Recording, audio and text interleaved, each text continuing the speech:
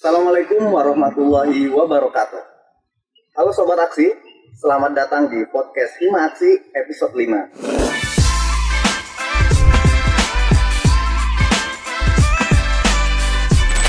Sobat Aksi gimana nih kabarnya?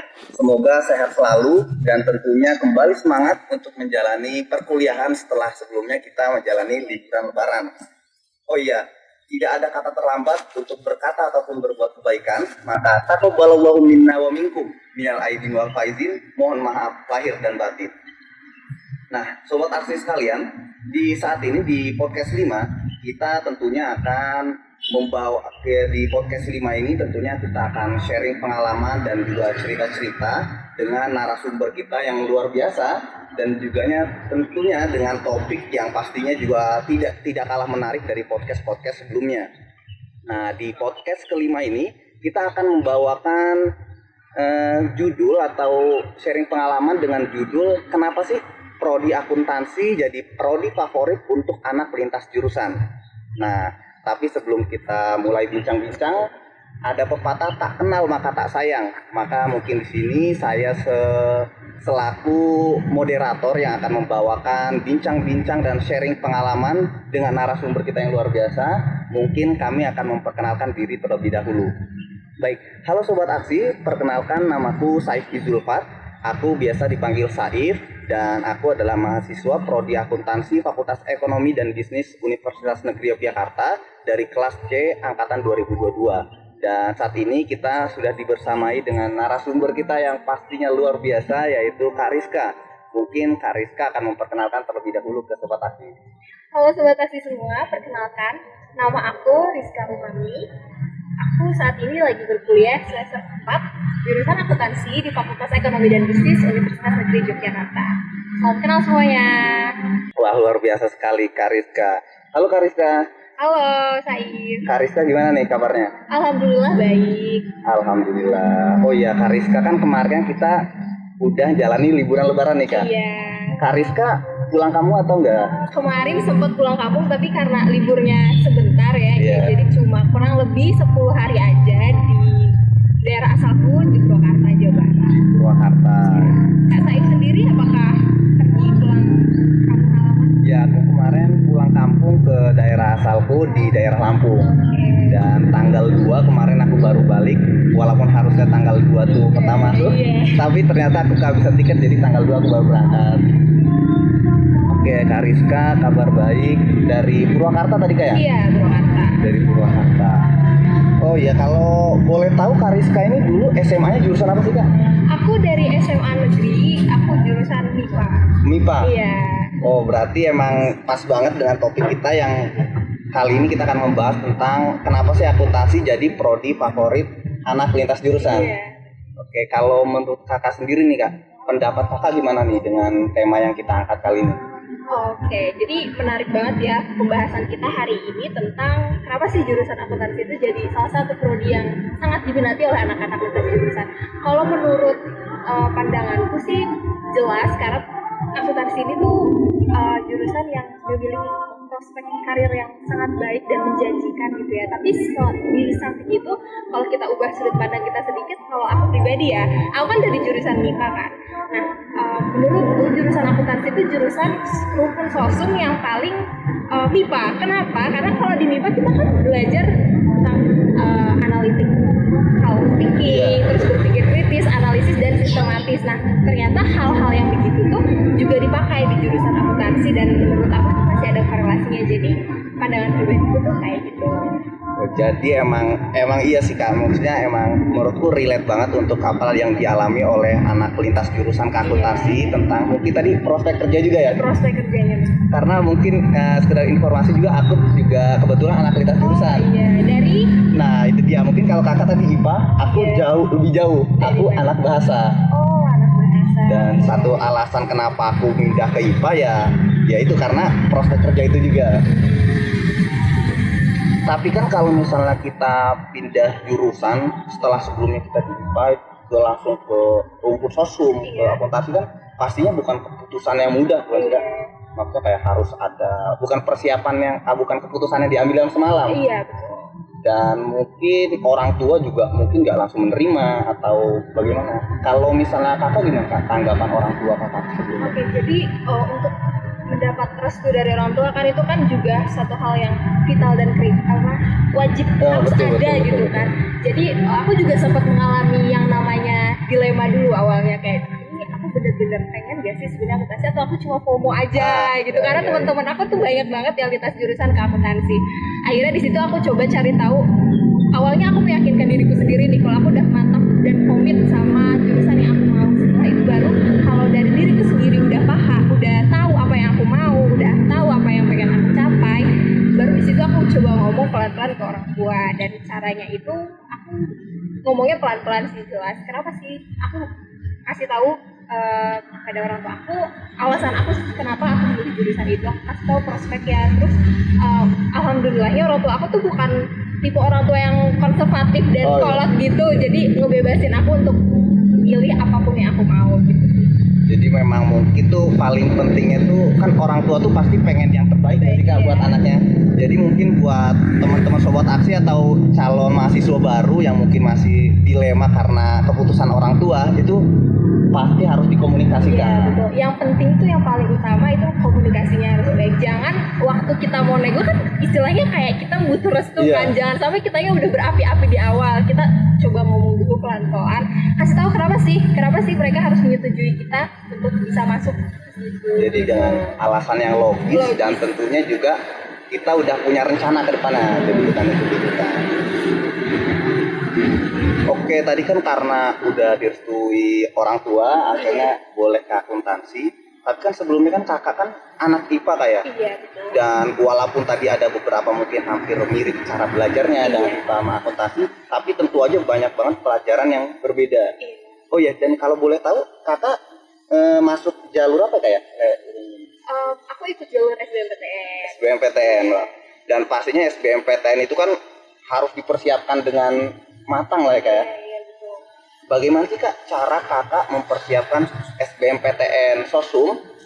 Sedangkan kan kalau misalnya saat kita SMA kan kita harus ada belajar IPA, karena kan kakaknya IPA udah itu kayak mungkin ada UAS, UTS, dan ujian sekolah. Bagaimana cara membagi waktu kakaknya? Oke, jadi terkait dengan pertanyaan gimana cara mengejar ketertinggalan betul. kan. Nah itu aku ngelakuin beberapa cara sih. Yang pertama saat itu aku ikut bimbel online. Nah di situ udah ada materi rumpun sosum yang lengkap dan terstruktur banget. Terus di situ juga udah disediain tryout yang bisa dikerjain kapan aja. Nah di situ aku komit dan konsis untuk kerjain tryout sekali seminggu minimal. Nah terus karena kita mengejar ketertinggalan 3 tahun nih sama teman-teman rumpun sosum, aku lumayan menerapkan metode belajar yang cukup ekstrim sih. Jadi waktu itu aku belajar 9 sampai 10 jam per hari untuk belajar materi dan pendalaman materi gitu. Nah terus terkait dengan pertanyaan gimana sih cara bagi waktunya antara MIPA masih sekolah kan itu SMA dan persiapan UTBK. Nah di situ aku udah ngasih spread waktu gitu loh. Jadi setiap weekend aku tuh off dari segala kegiatan yang berbau pembelajaran UTBK. Aku off dari segala kegiatan dan fokus untuk persiapan ujian sekolah aku gitu. Jadi memang ketika kita mengambil keputusan yang agak berbeda dari yang sebelumnya kita jalani, maka resikonya mungkin kita harus lebih berat ya. Iya. Harus lebih berat. Nah itu dia ketika tadi kita persiapan, dan tadi kan persiapannya kalau nggak salah masih ada kursus online, tryout gitu. Udah itu kayak ada lagi nggak sih kak, makanya kayak mungkin ada jalan-jalan atau cara-cara kita belajar selain kursus online, mungkin buat teman-teman calon mahasiswa baru nih, misalnya kalau misalnya mungkin ada grup Telegram atau grup Twitter atau gimana? Oke, jadi waktu aku memutuskan untuk SBMPTN itu kan lagi zaman COVID ya. Nah, jadi di situ tuh aku ikut join grup Telegram, grup Line. Di situ tuh ada study session. Di situ waktu istilahnya tuh study with us. Jadi di situ setiap 3 kali seminggu kita melakukan virtual meeting. Di situ kita belajar bahas-bahas soal atau bahas-bahas materi yang belum kita pahami kayak gitu sih. Itu sangat membantu. Dan yang kedua itu aku cari kakak tingkat yang udah lebih dulu berada masuk di jurusan aku. Jadi sedikit banyak beliau bisa menggambarkan ke aku gimana sih jurusan yang aku mau dan apa aja sih yang perlu dipersiapkan kayak gitu sih Kak. Oke, berarti tadi selain buat adik-adik calon mahasiswa baru yang mau muntukin lintas jurusan atau mungkin dari IPS dan pengen belajar SBMPTN atau belajar mandiri, berarti tadi pertama ada kursus online, udah itu juga kan karena kita di era digital nih istilahnya udah gampang banget. Udah gampang banget nih mobilisasinya. Oh iya, buat belajar jadi emang harusnya bukan jadi alasan lagi sih bingung tempat belajar. Jadi mungkin bisa nyari grup tele, grup WA atau mungkin di Twitter tadi ya. Iya, betul. Dan tadi kan itu tadi perjuangan beratnya lah Kak Rizka ke ini. Nah, setelah masuk ke akuntansi dan sekarang semester 4. Semester 4. Iya. Ini gimana Kak? Maksudnya akuntansi itu gimana? Maksudnya Kakak bagaimana tentang ilmu akuntansinya atau kesannya di akuntansi ini? Oke, sejauh ini mungkin mundur sedikit di perjalanan aku waktu semester 1 ya. Itu di situ jujur berat sih. Karena aku kan termasuk orang yang lintas jurusan dan sekelas aku juga, teman-teman sekelas aku juga udah banyak yang menguasai dalam bidang itu lebih dari aku gitu. Nah tapi beruntungnya aku adalah ketemu sama ternyata banyak juga teman-teman yang memiliki latar belakang yang sama dari sama-sama jurusan IPA. Jadi di situ lagi-lagi kita bikin sebuah grup belajar. Di situ awalnya kita diskusi tentang materi yang nggak dipahami, kemudian shifting ke bahas-bahas soal yang kayak gitu. Nah terus sepanjang perkuliahan akuntansi ini aku di semester 4, salah satu hal yang menarik dan berkesan bagi aku tuh mata kuliah audit sih. Jadi di mata kuliah itu tuh kita mendeteksi kecurangan atau fraud dalam suatu perusahaan dan itu sangat seru banget. Jadi ya emang tadi ketika kita sudah masuk juga kita mengejar tadi karena kita IPA, jadi kita kumpul sama teman-teman yang seperjuangan, senasib, belajar bareng dan akhirnya insya Allah sekarang udah kekejar ya kayak maksudnya udah. Kurang lebihnya udah sama kayak teman-teman yang tadinya dari jurusan. Alhamdulillah. Oh iya tadi kan kakak kan ngomong itu tentang kan kakak IPA walaupun sekarang udah mengejar ketertinggalan lah ya. Iya. Tapi kan tentu aja mungkin kita saat kita semester 1, semester 2 itu nanti ada teman kita yang sebelumnya dari IPS. Mungkin bahkan ada yang SMK akuntansi. Nah itu ketertinggalannya kalau menurut pengalaman saya jauh tertinggal lah kita. Bagaimana sih Kak kayak mungkin cara mengejarnya lebih spesifik, gimana cara kita mengejar ketertinggalan itu? Sebenarnya untuk mengejar ketertinggalan itu kuncinya emang cuma satu sih. Bisa tebak? Belajar lebih keras. Nah ya emang kedengarannya klise ya, kayak belajar tapi itu work. Kayak belajar itu emang itu satu-satunya cara buat kita mengejar ketertinggalan teman-teman yang udah lebih dulu mau pelajari akuntansi gitu. Jadi ketika yang kedua selain belajar jangan malu untuk bertanya ke orang-orang yang lebih expert. Itu biasanya kita tuh kayak udah minder dulu, udah kayak takut kayak dia nggak akan mau ngasih tahu kayak gitu. Padahal enggak. Padahal pas teman-teman kita yang udah expert itu malah sekarang berbagi ilmunya ke kita, ke teman-teman yang lain yang belum paham gitu. Jadi jangan pernah malu untuk bertanya. Jangan malas belajar, jangan malu bertanya. Bold ya. Ya jangan malu bertanya, jangan malas belajar. Oh iya Kak, kalau misalnya kakak selain tadi ketertinggalan itu ada nggak sih Kak kayak kesulitan lainnya di prodi akuntansi ini? Oke. Ini karena itu adalah masa transisi ya, kita SMA ke perkuliahan jadi agak ada culture shock awalnya.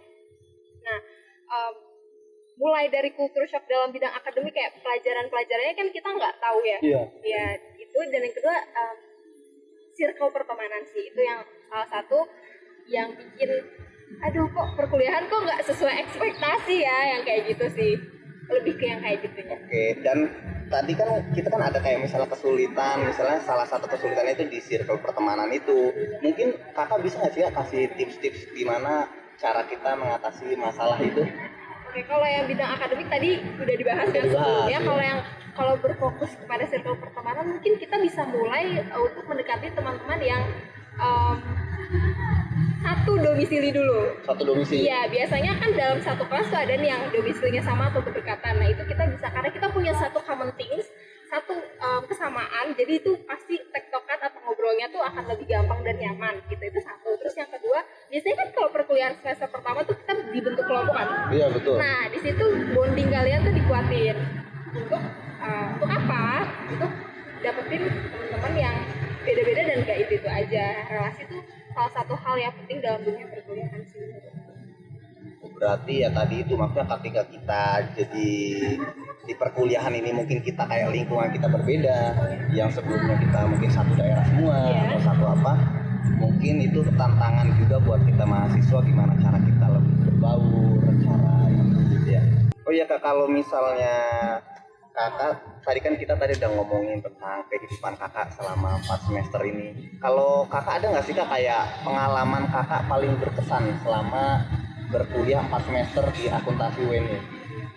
Oke, pengalaman paling berkesan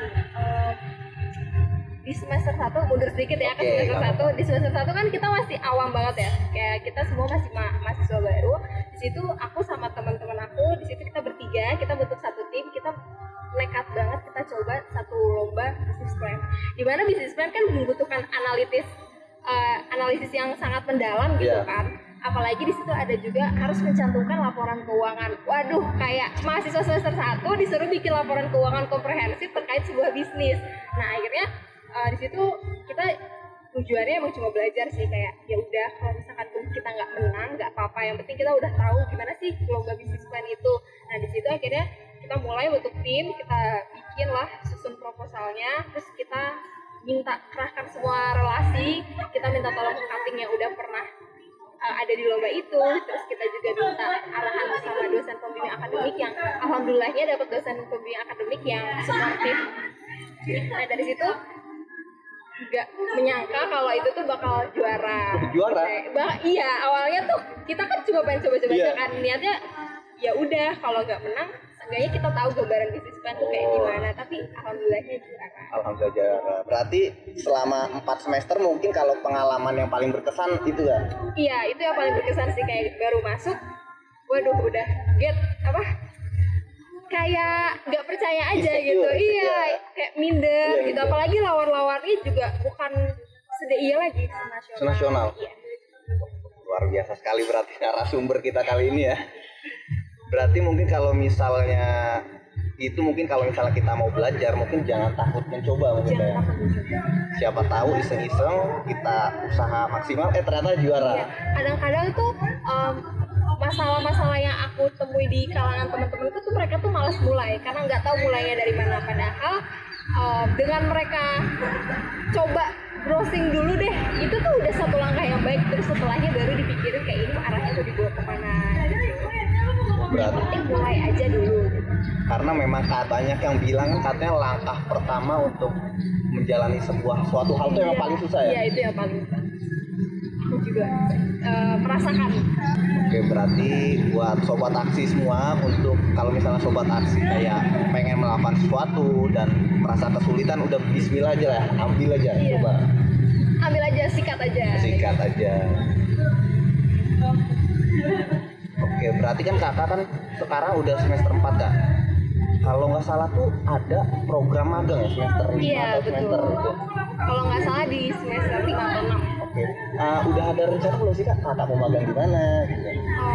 Mungkin aku magangnya sesuai dengan koridor aku ya, akuntansi. Tapi belakangan ini aku lagi tertarik sama digital marketing. Oh, digital marketing. Mungkin nanti magangnya akan berhubungan sama akuntansi atau berhubungan sama digital marketing. Tapi untuk spesifik aku mau magang di mana, aku juga masih nyari-nyari nih, masih riset juga, nanya-nanya ke cutting dan nanya-nanya ke dosen pembimbing bagusnya di mana ya gitu.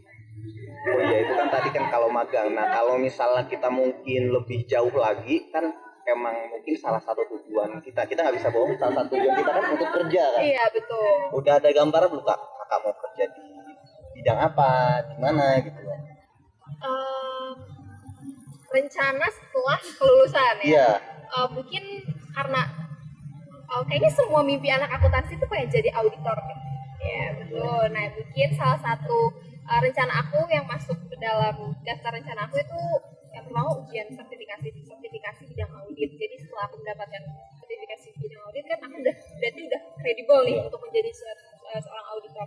Mungkin di situ aku akan melamar posisi sebagai profesional dalam bidang audit atau bahkan bisa bikin sebuah sebuah firma kantor audit sendiri. Amin. Amin. Berarti nanti kalau kakak udah buat itu bisa lah Kak, ajak saya. Boleh. Nanti di belakang kita Iyalah nanti kita buat sobat aksi, jangan takut kalau misalnya yang bekerja, insya Allah kakaknya bakal buat. Amin ya Kak ya. Oh iya Kak, mungkin karena ini waktunya yang terbatas dan waktunya terbatas, mungkin kita untuk sesi sharingnya mungkin kita sampai sini aja Kak ya. Dan oh iya, itu dia sobat aksi tentang tadi kita sesi sharing pengalaman dengan narasumber kita yang luar biasa, dengan Kariska, anak mahasiswa semester 4 akuntansi FEB UNY. Dan itu dia mungkin banyak pengalaman atau pelajaran yang bisa kita ambil tentunya dari sharing pengalaman. Dan tadi kita mendengar Kariska bagaimana cara dia memutuskan pindah dari IPA ke Sosum, yaitu cara meminta restu ke orang tua. Bahkan nanti ketika Kariska sudah masuk kuliah, cara mengatasi masalah, tadi ada masalah akademik, cara mengejar, yaitu cara mencari relasi teman. Itu luar biasa banget ya. Dan terima kasih banyak. Semoga itu bisa menjadi pelajaran lah buat mahasiswa baru ataupun calon mahasiswa baru. Oh baik, mungkin sekian teman sobat aksi. Oh iya, sebelum akhir tentunya ada juga hal yang paling penting. Mungkin Kariska ada nggak nih Kak pesan-pesan buat adik semester awal atau mungkin calon mahasiswa baru? ada dong. Jadi buat teman-teman semua yang masih bingung mau lintas jurusan atau yang baru mau masuk ke dunia perkuliahan, ini ada beberapa saran dari aku. Yang pertama, kalian jangan terlalu terburu-buru memilih jurusan yang kalian mau. Take a break, beri diri kalian ruang untuk mengenali diri kalian sendiri. Sebelum kita melangkah lebih jauh, kalian harus benar-benar tahu dan komit apa sih sebenarnya yang kalian mau. Jangan terlalu terburu-buru. Nah, setelah kalian tahu apa yang kalian mau, kalian bisa mulai mencari tahu bidang apa sih yang bisa kalian pakai atau kalian pilih untuk menyalurkan minat dan bakat kalian. Setelah itu kalian bisa bertanya ke orang-orang yang lebih expert dan udah lebih dulu masuk ke dalam bidang tersebut untuk tahu gambaran dan memvalidasi atas apa-apa yang sudah kalian lakukan. Kayak riset kalian tuh bener gak sih, kayak gitu. Dan yang terakhir, jangan lupa berdoa kepada Tuhan Yang Maha Esa agar kalian diberikan petunjuk dan jalan. Tetap semangat semuanya.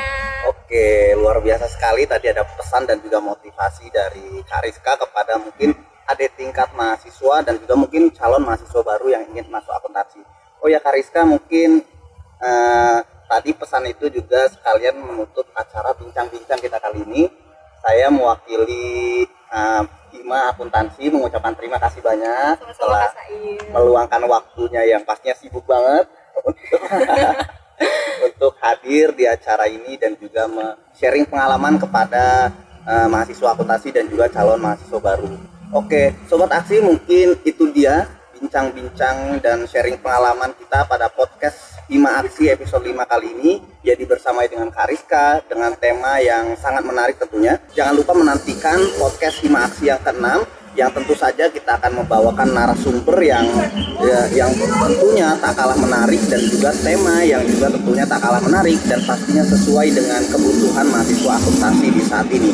Oke, mungkin sekian sobat aksi. Stay safe, stay healthy. Sampai jumpa di podcast episode 6. Dadah.